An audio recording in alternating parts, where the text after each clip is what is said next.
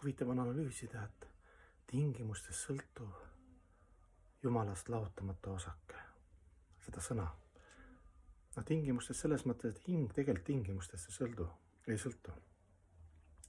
Meie teadvus sõltub tingimustest. Või noh, keha ja meeled loomulikult. Aga keha ja meeled saab tegelikult läbi vaimse praktika rakendada hinge ja kõigi heaoluks, eks ju, Jumalaga ühenduseks.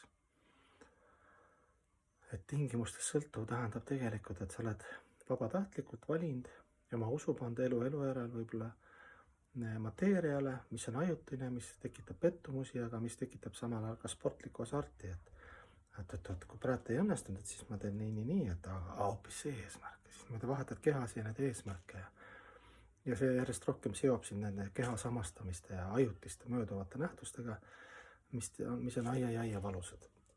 Ja lahutamatu osak on see, et hea uudis on tõesti see, et sa oled lahutamatu osak, et ükskõik mis jama on ja kui pekkis kõik on, su samastamised, kui sügavad on keha ja mõistusega, et ikkagi sa oled lahutamatu osak, et sild on alles, et sillad ei ole ära põletatud, hing jääb ikkagi oma omaduste juurde ja oma ühenduse juurde Jumalaga, hing on igavene, saad siit anda täis teadmisi ja õndsust ja tegelikult on kõik materjal olemas.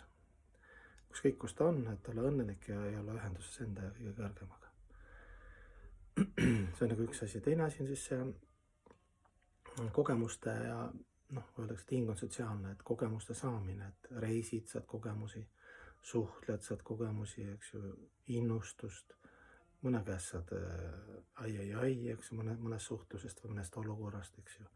Ja hing käib niimoodi ja põhimõtteliselt ta nagu jookseb mööda neid universumid ja kehasi ja kogub siis võib-olla kogemust ja nii kaua läbib seda nätsu ja ongi tõesti, Jumal räägibki läbi erinevate templite, jumaluste, pühakirjade, pühakute, heade eeskujude, läbi ema, isa, läbi sõprade, läbi naabri, läbi lindude, loomade, puude, eks ju, kogu aeg Jumal räägib, elu räägib Jumal läbi nende sümbolite, sündmuste ja elusolendite.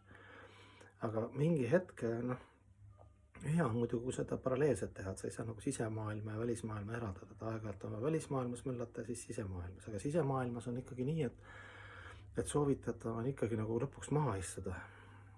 Ma ei tea, kodus altari ees või puu all või istud maha ja saad aru, et okei, et see show ja mitmekesisus, energiat ja kõik ja virvarr, eks ju, selle ümberringi ja see on ka nagu Jumal. Aga siin ja praegu kohe selles punktis on ka kõik.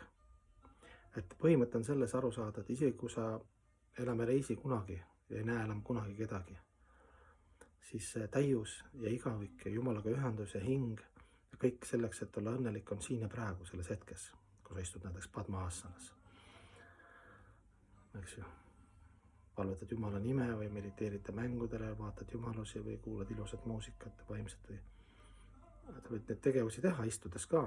Aga põhimõte on selles, et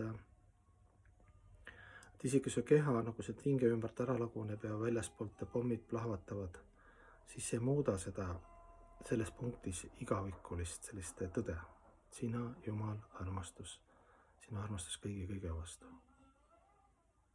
Et absoluutne, see tähendab, et absoluutne igalt poolt, väljast ja seest. Et seda on huvitav nagu täheldada või õppida või harjutada, sest meil on pigem see motoorne rahutus, et me ei suuda paigal istuda.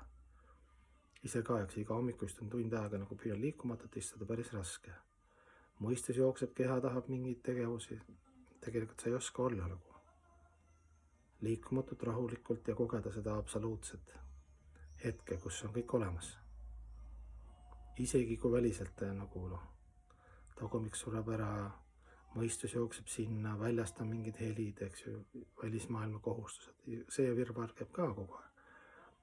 Aga kui sa nagu paned silmad kinni või mõtled oma hinge ja ülihinge peale, igavikuliste väärtuste peale, sa rahuled maha, saad aru, et võib joosta, kui Jumal tahab, eks ju, sul on missioon ja anded ja saad kuidagi väljaspoolt mõllata, aga põhimõtteliselt sa võidki lihtsalt ühe koha peal istuda, kõik on olemas. Aga selleks vaja usku ja sügavat realiseeringut muidugi. Et läbi selle Padma-asana kohal olemise istumisega saavutada siis ka täiuse ja rahulik tunne, et kõik on siin ja praegu. Ei peagi jooksma ringi.